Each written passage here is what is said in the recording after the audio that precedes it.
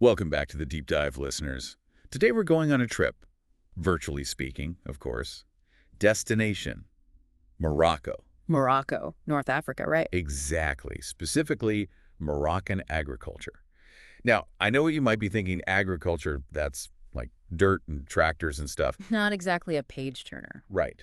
But trust me on this, Moroccan agriculture is a fascinating story, and it goes way beyond just, what we eat. It's a cornerstone of their economy, employing something like a third, maybe even close to 40% of the workforce. Wow, that's huge. It is, and it punches above its weight when it comes to their GDP too, contributes around 13%. So yeah, if you want to understand a country, you've got to grasp its agriculture, and that's especially true for Morocco. Okay, I'm intrigued. Where do we even start with something this big? Well, for this deep dive, we've got an incredible strategic study that lays it all out, the structure of the sector, the challenges they face, the opportunities, even what the future might look like. So it's like a roadmap. Kinda, yeah.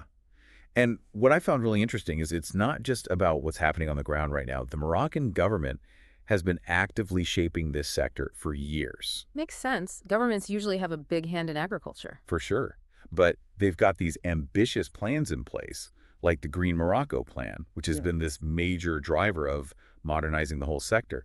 And now they're rolling out the Climate Smart Agriculture Investment Plan, CSAIP for short. Climate smart, huh? Sounds important. It is, especially these days. Basically, it's all about making agriculture more, resilient to things like climate change and making it more environmentally sustainable. Gotcha. So where does the diversity you mentioned fit in? Ah, right. That's the really cool part. Moroccan agriculture isn't just one big homogeneous thing. It's got these incredible contrasts. You've got vast swaths of land that are totally dependent on rainfall, and then right next door, you've got these super productive, modern irrigated plains. It's almost like two different worlds colliding. It kind of is. And the land itself is incredibly diverse, too. You've got coastal areas, inland plateaus, mountains, even arid regions. And because of this, they can grow a crazy range of stuff. Cereals, olives, all kinds of citrus fruits, sugar beets, vegetables, you name it. And they've got livestock too, right? Oh, absolutely. They raise sheep, goats, cattle. It's a whole system. It's a real agricultural mosaic, I guess you could say. Yeah. But they haven't always focused on the same things. How do you mean? Well, for a long time, a big goal was just being self-sufficient in cereals, being able to feed their own population. But over the last couple of decades, things have shifted. The Green Morocco plan you mentioned? Yeah, they started pushing for diversification, moving away from just basic cereals and focusing more on higher value crops and things they could export. So more specialized and selling to the global market. Exactly. And they've seen some real success with that, especially with things like citrus fruits and early vegetables that they can sell to Europe when it's out of the season there. Smart move. I imagine it hasn't all been smooth sailing. You're right. And the study we looked at doesn't shy away from that. They point out some pretty significant challenges that Morocco's agriculture still faces. Like what? Well, climate change is a big one, as you can imagine, and it's making the existing problem of water scarcity even worse. Then there's the issue of land fragmentation. Farms being divided into smaller and smaller plots over generations makes it hard to farm efficiently. Yeah, I can see that. And then there's the whole socioeconomic side of things, Right. poverty in rural areas, limited access to education, things like that. So it's not just about the land and the crops, it's about the people too. Precisely. And that's where this CSAIP plan comes in, trying to tackle these issues head on, making the sector more sustainable, both environmentally and socially. But okay, enough overview. Let's get down to brass tacks. What are we actually going to be looking at in this deep dive? Well, first things first, we need to understand how Moroccan agriculture is actually structured. We've got to look at the different parts, the modern irrigated farms, the traditional rain-fed areas, the livestock systems, and how the agro-industry fits in. Kind of breaking it down into its component parts. Exactly. Once we've got that foundation, we'll dive into a SWOT analysis: strengths, weaknesses, opportunities, and threats. It's a classic way to really understand the dynamics at play, see where they're strong, where they're vulnerable. Always good to know where you stand. Absolutely. And finally, we'll explore some of the strategic pathways they've identified, the concrete steps they can take to build a future for Moroccan agriculture that's not just more productive, but also fairer and more climate resilient. So let's get started. That modern irrigated segment you mentioned earlier, let's dive into that first. What's the story there? Sure. Well, it's really interesting. It's only about 13% of the total usable farmland in Morocco. But that small percentage accounts for almost half, like a 45% of the value added by the entire sector. Wow, that's a pretty big impact for such a small area. It is. It shows you just how productive it can be when you have access to reliable water and modern techniques. And it kind of highlights the challenges they face because if that small area is generating so much value, imagine what could be achieved if they could replicate that success in other parts of the country. Makes sense. So where are these highly productive areas located? The major one is Sosmasa, down in the southwest. It's a huge center for citrus fruits, especially oranges and all sorts of other fruits and vegetables. I'm guessing that's where a lot of the stuff we see in our supermarkets comes from. You got it. And then there are other areas like Tadla and parts of Garb that have also invested heavily in irrigation systems, drip irrigation, sprinklers, that kind of thing. Makes them really efficient with water use. And they're mostly producing for export, right? Absolutely. They've got this great location. They're right across the Mediterranean from Europe. And they really capitalized on that with trade agreements with the EU and the US. Plus, they've invested heavily in logistics, refrigerated trucks, storage facilities, and they really focus on meeting those international quality standards. So they're playing on the global stage. Big time. But as we said, that's just one piece of the puzzle. Let's shift gears now and talk about that vast rain-fed segment, the 85% of farmland that relies on, well, rain. And this is where the majority of Morocco's rural population lives and works. So it's kind of the backbone of the sector in terms of employment. Definitely. But it's also where you see a lot of the challenges we talked about earlier: poverty, land fragmentation, vulnerability to climate change. And what are they growing in these areas? The main crop is cereals, wheat, and barley, mostly. But because they're entirely dependent on rainfall, which can be unpredictable to say the least, the yields can fluctuate wildly from year to year. Sounds like a pretty precarious way of life. It can be. And it's not just the weather they have to contend with. There are those socioeconomic factors, too. Many farmers in these regions have limited access to education, they're working with very small plots of land, and they often lack access to credit or insurance to help them through tough times. It's like they're playing a different game altogether compared to those irrigated farms. In a way, they are. Yeah. Okay, let's move on to livestock. Now, this is another big part of Moroccan agriculture, but again, it varies a lot depending on where you are in the country. So regional differences again? Yep. In the more arid and semi-arid zones, livestock is often the primary livelihood. We're talking sheep, goats, some cattle. This is where you find pastoralism, moving herds around to graze. But that's getting harder with climate change, right? Absolutely. Overgrazing and the degradation of rangeland are huge challenges. And then in more fertile areas, you see a lot of mixed farming systems, farmers raising livestock alongside crops. It's a good way to use resources efficiently, like using manure as fertilizer, and it helps to spread risk a bit. Diversifying their income streams. Right. Okay, so we've got the raw materials, the crops, the livestock. What happens next? Let's talk about the agro industry, the processing side of things. Right. Now, this is a sector that's been growing steadily in Morocco. They're taking those raw agricultural products and turning them into things like canned vegetables, olive oil, dairy products, fruit juices, and so on. Adding value, moving up the chain. Exactly. And a lot of this is geared towards exports, especially to Europe. They're really focusing on quality, branding, even getting those special geographical labels for certain products, like they do with argan oil. So it's not just about producing more, it's about producing better, more specialized things. That's the idea. But one of the challenges here is getting those smallholder farmers, the ones we talked about earlier, integrated into these value chains. Yeah, I can imagine that's not easy. It's not. Often, they struggle to produce the volume that these larger companies need, or they have trouble consistently meeting the quality standards. So there's work to be done there. But okay, I think we've laid a good foundation. We've seen the different parts of Moroccan agriculture. Now let's get into that SWOT analysis, the strengths, weaknesses, opportunities, and threats. It's a good way to step back and look at the big picture. Sounds good. Strengths first, right? What are the advantages that Moroccan agriculture has going for it? Well, the big one, the one we've touched on a few times already, is that incredible agroclimatic diversity. The fact that they can grow such a wide range of crops in different parts of the country, it gives them a lot of flexibility and some real advantages in export markets. Like being able to sell fresh produce to Europe when it's winter there. Exactly. Another strength is their institutional framework. The government's really been proactive with those big plans, the Green Morocco Plan and the CSAIP. They've helped to attract investment, both public and private, and create a more structured environment for the sector. providing some direction, some long-term vision. Exactly. And then there's the export potential, especially for those high-value crops we talked about. They're already seeing success with things like citrus, early vegetables, olives, argan oil, even organic produce. And those trade agreements with the EU and the US are helping them capitalize on that. They are. And it's not just about government initiatives either. There's a lot of collaboration happening.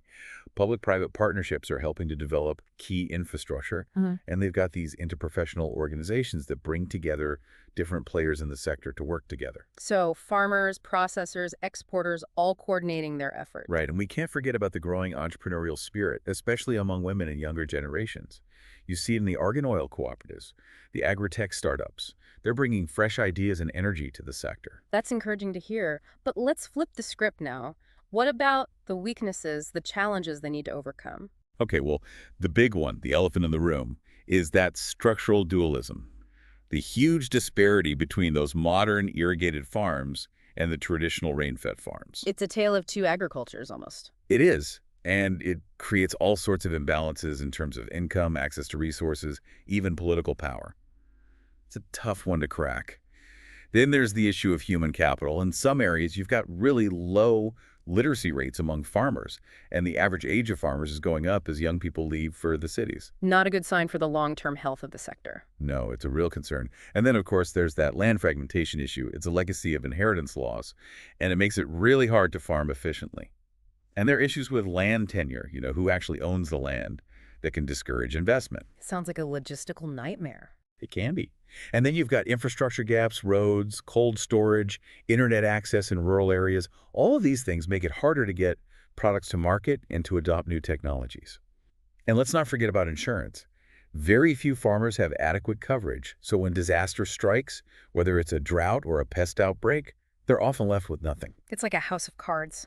And finally, that reliance on rain-fed cereals is a huge vulnerability because yields are so unpredictable. So, a lot of challenges, but as they say, every challenge is an opportunity in disguise. Okay, so let's talk opportunities. What are some bright spots on the horizon? Well, the CSAIP plan is a big one. It's laying out a roadmap for making Moroccan agriculture more resilient to climate change, which is the existential threat, really. So things like water conservation, drought-resistant crops, that sort of thing? Exactly. And there's potential for international funding to support these efforts. Plus, technology is a huge opportunity. Mobile apps to give farmers information, remote sensing to monitor crops, precision farming techniques, you name it. It's like a whole tech revolution is coming to agriculture. It is. And then there's the potential of niche and organic markets. Argan oil is a great example. It's a premium product that they've branded really well. And there's growing demand for things like saffron, organic olives, that kind of stuff. And agrotourism is an interesting avenue, too. Right. Linking agriculture with tourism, highlighting the cultural aspects, the local food, the beautiful landscapes. It's a way to diversify rural economies and bring in new revenue streams. And what about new markets? Yeah, they're looking beyond Europe, exploring opportunities in sub-Saharan Africa, the Middle East, even further afield. And there's a whole generation of young, tech-savvy Moroccans who are interested in agriculture. They could be a real driving force for innovation. Okay, so lots of potential there. But we can't ignore the threats either. True. And climate change is at the top of the list. More droughts, heat waves, unpredictable rainfall, all of these things are already impacting yields. And with so much focus on exports, they're vulnerable to global market fluctuations, too. Absolutely. Commodity prices, trade wars, things like that. And then there's land degradation, soil erosion, desertification, the loss of biodiversity. These are long-term threats that need to be addressed. And it sounds like there are some internal challenges as well on the institutional side. Right. Bureaucracy, funding bottlenecks, overlapping responsibilities between different government departments. All of these things can slow down progress. Plus, there's the pressure of urbanization cities expanding and taking over farmland. And let's not forget about those external shocks, things like pandemics or global recessions that can really disrupt markets. So, a mixed bag, to say the least. But the study offers some recommendations, right? Some ways forward. It does, and a lot of it boils down to doing more of the things that are working and finding solutions to the big challenges. Like what? Well, for starters, they need to make those rain-fed farming systems more resilient.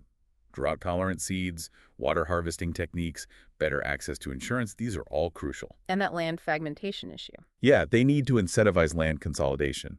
maybe through cooperatives so farmers can pool resources and farm more efficiently, and clarifying land ownership, making it easier to invest. And investing in people. For sure. Hmm. More training programs, better extension services to get information and advice to farmers, and embracing new technologies, not just for the big farms, but for everyone. And making the shift towards more sustainable practices. Absolutely. Agroecology, organic farming, agroforestry, these are all important. And they need to find ways to finance this transition, whether it's through public funds, private investment, or innovative mechanisms like climate bonds. And what about those young entrepreneurs? They need to create an environment where they can thrive. Business incubators, access to land and capital, training programs tailored to their needs. And those smallholder farmers, how do they get a bigger slice of the pie? By strengthening those value chains, contract farming, better logistics, improving the quality of their products, it's about connecting them to those higher value markets. And taking a more integrated approach. Yeah, not just focusing on agriculture in isolation, but thinking about the broader rural development picture, linking it with tourism, crafts, the local economy. It's about creating a more holistic, sustainable system. Yeah. And the study highlighted some real-world examples that are already doing this. Like what? Well, that Sasmasa citrus cluster is a great example. They've invested heavily in irrigation, logistics, they've got strong partnerships between the public and private sectors, and they're exporting citrus fruits like crazy. A real success story. It is. And then you've got the argan oil cooperatives. Mm-hmm. They're empowering women, producing a high-value, certified product, and contributing to biodiversity conservation. It's a win-win-win. And what about those pastoralists facing the challenges of climate change? Right. They're piloting some interesting initiatives, rotational grazing, drought-resistant fodder, better water management. It's about helping them adapt to a changing environment. And then you've got those high-value vegetable producers who are using innovative techniques like greenhouses and integrated pest management to boost their yields and reduce their environmental impact. So a lot of innovation happening on the ground. There is. But the future is uncertain. The study outlined different scenarios. A best case, a business as usual, and a worst case. And the message is clear. The choices they make now will determine which path they end up on. It's a crossroads moment. Exactly.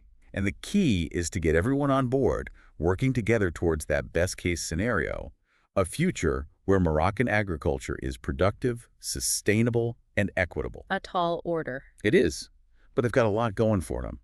So let's zoom out for a moment. What were some of the big takeaways for you from this deep dive into Moroccan agriculture?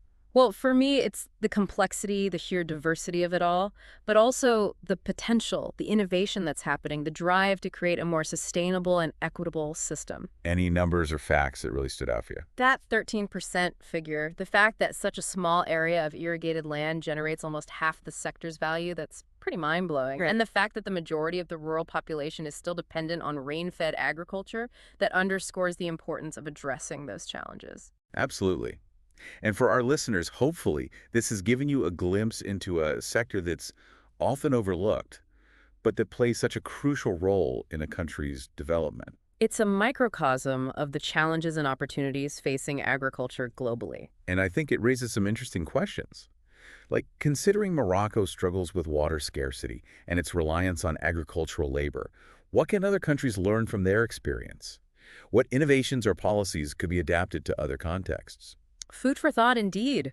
We encourage everyone to dig a little deeper into these topics, do some research, maybe even check out some of the initiatives we've mentioned. And with that, we've come to the end of our deep dive. Thanks for joining us. Until next time. See you then.